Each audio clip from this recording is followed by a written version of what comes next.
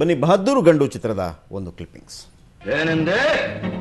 Okay Jagadish, ನಿಮ್ಮ ಪಪ್ಪನ acting ಅಂದರೆ ಒಂದು ರೀತಿಯಲ್ಲಿ ಯಾವ ಆ್ಯಕ್ಟ್ರು ಕೂಡ ಮಾಡೋದಕ್ಕೆ ಸಾಧ್ಯವಿಲ್ಲ ಒಂದು ಓರ್ವ ಖಳನಾಯಕನ ಪಾತ್ರದಲ್ಲಿ. ಯಾಕಂದರೆ ನಾವು ಇಡೀ ಆಲ್ ಇಂಡಿಯಾ ಲೆವೆಲ್ನ ಆ್ಯಕ್ಟ್ರುಗಳನ್ನು ನಾವು ಕಂಪೇರ್ ಮಾಡಿ ನೋಡಿದರೂ ಕೂಡ ವಜ್ರಮುನಿ ಇಸ್ ದ ಬೆಸ್ಟ್. ಅವ್ರ ಆ್ಯಕ್ಟಿಂಗ್ ಬಗ್ಗೆ ಏನು ಹೇಳ್ತೀರಿ ನೀವು? ನಮ್ಮ ತಂದೆಯವರು ನಾಟಕದ ಹಿನ್ನೆಲೆಯಿಂದ ಬಂದಿರೋವಂಥವ್ರು. ಈ ಸಿನಿಮಾ ಇದರಲ್ಲಿ ಸ್ವಲ್ಪ ಅವ್ರಿಗೆ ಈಸಿ ಆಯಿತು. ಅವ್ರಿಗೆ ಇವಾಗ ಹೀರೋ ನಿಂತಿರ್ತಾರೆ, ವಿಲನ್ ಹತ್ರ ಹೋದಾಗ ಆ ಡೈಲಾಗ್ ಹೇಳ್ಬೇಕಲ್ಲ, ಇಲ್ಲ ಅವ್ರಿಗೇನೋ ಕೆಣಕ್ಬೇಕು ಅಥವಾ ಇವರು ಆಪೋಸಿಟ್ ಡೈಲಾಗ್ ಮಾತಾಡಬೇಕು ಅಂತಂದರೆ ಆ ಡೈಲಾಗ್ ಮಾತಾಡ್ತಿರ್ಬೇಕಾದ್ರೆ ಅವನ ಫಾದರ್ ಕಣ್ಣು ನೋಡಿ ಸ್ವಲ್ಪ ರೈಸ್ ಆಗ್ತಾ ಇರ್ತದೆ, ಐಬ್ರೋಸು ಮೇಲೆ ಕೆಳಗಡೆ ಆಟ ಆಡ್ಸ್ತಾ ಇರ್ತಾರೆ. ಹಂಗೆ ಕಣ್ಣು ಕಡಿಮೆ ಇದು ರಪ್ಪೆ ಕಡಿಮೆ ಮಾಡ್ಕೊಳ್ಳೋದು, ಜಾಸ್ತಿ ಮಾಡ್ಕೊಳ್ಳೋದು, ಅದೇ ಟೈಮ್ಗೆ ವಾಯ್ಸು ಮತ್ತು ಬಾಡಿ ಲ್ಯಾಂಗ್ವೇಜು ಮತ್ತು ಈ ಕಡೆ ತಿರುಗಿದಾಗ ಅಥವಾ ಈಗಲ್ ಹತ್ರ ಕಾಲಿಕ್ಕೋದು ಅಥವಾ ಲಯನ್ ಹತ್ರ ಸಿಂಹದ ಮೇಲೆ ಕೈ ಹಿಂಗಿಡೋದು, ಮತ್ತೆ ಹಿಂಗ್ ತಿರುಗಿದಾಗ ಶೇಡ್ ಕೊಡ್ತಾರಲ್ಲ, ಬ್ಲ್ಯಾಕ್ ಒಂದು ರೆಡ್ ಶೇಡು, ಈ ತರ ಎಲ್ಲ ಕೊಟ್ಟಾಗ ಪ್ಲಸ್ ಪಾಯಿಂಟ್ ವಿಲನ್ಗೆನೆ ಜಾಸ್ತಿ ತೋರಿಸ್ತಾ ಇದ್ರು. ಅಲ್ಲ ಜಗದೀಶ್, ನಾವು ಸಿನಿಮಾದಲ್ಲಿ ನೋಡಿಬಿಟ್ಟು ನಮಗೆ ಕೈಕಾಲು ನಡುಗ್ತಾ ಇತ್ತು ಸಣ್ಣದಿರುವಾಗ, ನಿಮ್ಗಳಿಗೇನು ಹೆದರಿಕೆ ಆಗ್ತಿರ್ಲಿಲ್ವಾ? ಇಲ್ಲ, ನಮ್ಮ ಮನೆಗೆ ಬಂದ್ರೆ ಏನು ಸಿನಿಮಾ ಡೈಲಾಗ್ ಏನು ಇರ್ತಿರ್ಲಿಲ್ಲ ಮನೇಲಿ. ನೋಡೋ ಏನ್ರಿ ಅಪ್ಪ. ಇಲ್ಲ, ಮನೇಲಿ ಬಂದ್ರೆ ಮನೇಲಿ ಆರಾಮಾಗಿ ಕೂಲಾಗೆ ಇರೋರು, ನಮ್ಮ ಜೊತೆ ಎಲ್ಲ ಆರಾಮಾಗಿ ಮಾತಾಡೋರು. ನಿಮ್ಗೆ ಏನ್ ಬೇಕು, ಏನ್ ಬೇಡ, ಏನು ಓದ್ತಾ ಏನ್ ತೊಗೊಂತಾ ಇದ್ದೀರಿ ಸಬ್ಜೆಕ್ಟ್ಸ್ ಅವೆಲ್ಲ ಕೇಳೋರು ಅಷ್ಟೇ. ಮತ್ತೆ ಯಾವ್ದಕ್ಕೂ ಫೋರ್ಸ್ ಮಾಡ್ತಾ ಇರ್ಲಿಲ್ಲ. ಅವ್ರ ಆಕ್ಟಿಂಗ್ ನೋಡ್ಬಿಟ್ಟು ಇಡೀ ಕರ್ನಾಟಕದ ಹೆಂಗಸರಂತೂ ಶಾಪ್ ಆಗ್ತಿದ್ರು. ವಜ್ರಮುನಿ ಯಾಕೆ ನಮ್ಮ ಅಮ್ಮ ಹೇಳ್ತಾ ಇದ್ರು, ಅಯ್ಯೋ ಈ ವಜ್ರಮುನಿ ಹೆಂಡತಿ ಹೆಂಗಿರ್ತಾಳೆ ನಮ್ಮ ಜೊತೆ ಅಂತ ಏಕವಚನದಲ್ಲಿ ಹೇಳೋರು. ನಾವು ಹೀಗೆ ಥಿಯೇಟ್ರ್ನಲ್ಲಿ ಪಿಕ್ಚರ್ ನೋಡ್ತಾ ಕೂತಿದ್ವಿ. ಕಳ್ಮುಂಡೆ ಮಗ ಬಂದ ನೋಡು, ಎಷ್ಟು ಜನ ನಾಳು ಮಾಡ್ತಾನೆ ಇವನು ಅಂತ ಮುಂದೆನೇ ಕೂತಿದ್ದೀವಿ. ಅಲ್ಲೇನೆ ನಮ್ಮನ್ನ ಅಲ್ಲಿ ಬೈತಾ ಇದ್ದಾರೆ. ನಮಗೆ ಒಂದು ಕಡೆ ನಗು ಬರ್ತೈತೆ. ನಾವು ಮನೆಗೆ ಹೋಗಿದ ತಕ್ಷಣ ಹೇಳ್ದೆ, ಏನ್ರಿ ನೀವು ಆ್ಯಕ್ಟಿಂಗ್ ಮಾಡಿರೋದು, ಎಲ್ಲ ಹೆಂಗಸರು ನಿಮ್ಮನ್ನು ಬೈತಾರೆ ಅಂತಂದರೆ ಅದೇ ಇರೋದು ಆ್ಯಕ್ಟಿಂಗ್ ಅಂದರೆ ನೋಡಿ ಅದೇನೆ ಅಂತ ಅನ್ನೋರು.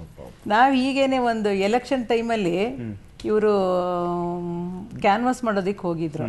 ಅಲ್ಲೋದ್ರೆ ಕೆಲವರೆಲ್ಲ ಇವ್ರನ್ನ ನೋಡಿದ ತಕ್ಷಣ ಬಸವನಗುಡಿನಲ್ಲಿ ನಿಂತಾಗ ಎಲೆಕ್ಷನ್ಗೆ ಎಲ್ಲ ಕ್ಲೋಸ್ ಮಾಡ್ಕೊಳ್ಳೋರಂತೆ ಡೋರು.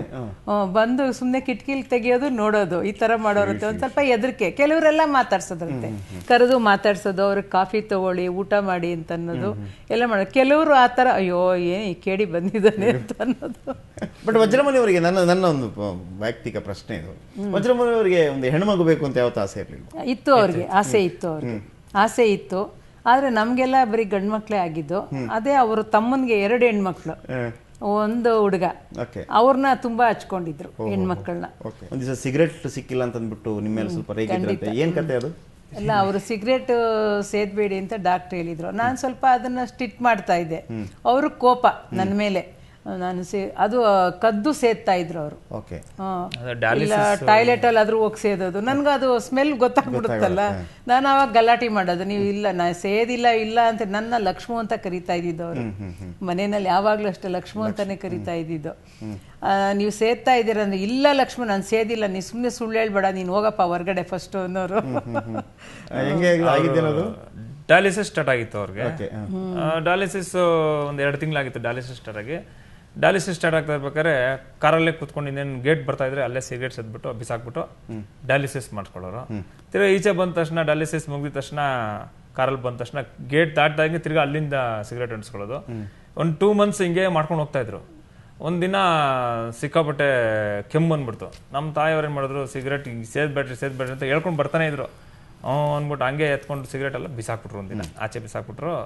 ಒಂದು ರಾತ್ರಿ 1 ಗಂಟೆ ಅಷ್ಟೊತ್ತಿಗೆ ಎಚ್ಚರಿಕೆ ಆಗ್ಬಿಡ್ತು. ಎಚ್ಚರಿಕೆ ಹಾಕ್ಬಿಟ್ಟು ಸಿಗರೇಟ್ ಬೇಕೇ ಬೇಕು ಅಂತ ಕುತ್ಕೊಂಡ್ಬಿಟ್ರು. ನಮ್ಮ ತಾಯಿ ಮೇಲೆಲ್ಲ ಗಲಾಟೆ ಮಾಡಿದ್ರು. ಆಮೇಲೆ ಡ್ರೈವರ್ನ ಕರೆಸಿ 1:30ಗೆ MG ರೋಡ್ ಕಳಿಸಿ 555 ಸಿಗರೇಟ್ನ ತರಿಸಿ ಕುಡಿದ್ರು. ಅವತ್ತೇ ಲಾಸ್ಟ್ ಸಿಗರೇಟ್. ನೆಕ್ಸ್ಟ್ ಡೇನೆ ಅವ್ರಿಗೆ ಹಾರ್ಟ್ ಅಟ್ಯಾಕ್ ಆಗೋಯ್ತು. ಅದು ಹೇಗೆ ಬಿಟ್ರು ಅಂತಾನೆ ಗೊತ್ತಿಲ್ಲ ನಿಜವಾಗ್ಲೂ. ನನ್ಗೆ ಅದೇ ಆಶ್ಚರ್ಯ, ಸಿಗರೇಟ್ ಹೇಗೆ ಬಿಟ್ರಿ ಇವರು ಅಂತ. ಬಿಟ್ಟ ಮರುದಿವಸ ಮತ್ತೆ ಹಾರ್ಟ್ ಅಟ್ಯಾಕ್. ನೆಕ್ಸ್ಟ್ ಡಯಾಲಿಸಿಸ್ಗೆ ನೆಕ್ಸ್ಟ್ ಡೇನೆ ಹಾರ್ಟ್ ಅಟ್ಯಾಕ್ ಆಗೋಯ್ತು. ವಜ್ರಮುನಿ ಅವರು ತಾಯಿಗಿಂತ ದೇವರೆಲ್ಲ ಚಿತ್ರ ಮಾಡ್ತಾರೆ, ಗಂಡಬೇರುಂಡ ಚಿತ್ರ ಮಾಡ್ತಾರೆ. ಚಿತ್ರ ನಿರ್ಮಾಣದಲ್ಲಿ ಅವರು ಸ್ವಲ್ಪ ಕೈ ಸುಟ್ಕೋತಾರೆ. ನಂತರ ಅನಾರೋಗ್ಯ ಪೀಡಿತರಾಗ್ತಾರೆ. ಏನೇನೆಲ್ಲ ಆಯಿತು ಆ ಸಂದರ್ಭದಲ್ಲಿ? ಮತ್ತು ತುಂಬ ಕಾಂಪ್ಲಿಕೇಟೆಡ್ ಕೇಸ್ ನಮ್ಮ ತಂದೆಯವ್ರಿಗೆ. ಕಣ್ಣು ಸ್ವಲ್ಪ ಪ್ರಾಬ್ಲಮ್ ಇತ್ತು, ಕಿವಿದು ಬರ್ತಾ ಡಯಾಲಿಸಿಸ್ ಆಗ್ತಾನೆ ಕಿವಿಲಿ ರಕ್ತ ಬಂದ್ಬಿಡ್ತು, ಕಿವಿ ಒಂದು 80% ಹೊಟ್ಟೋಯ್ತು.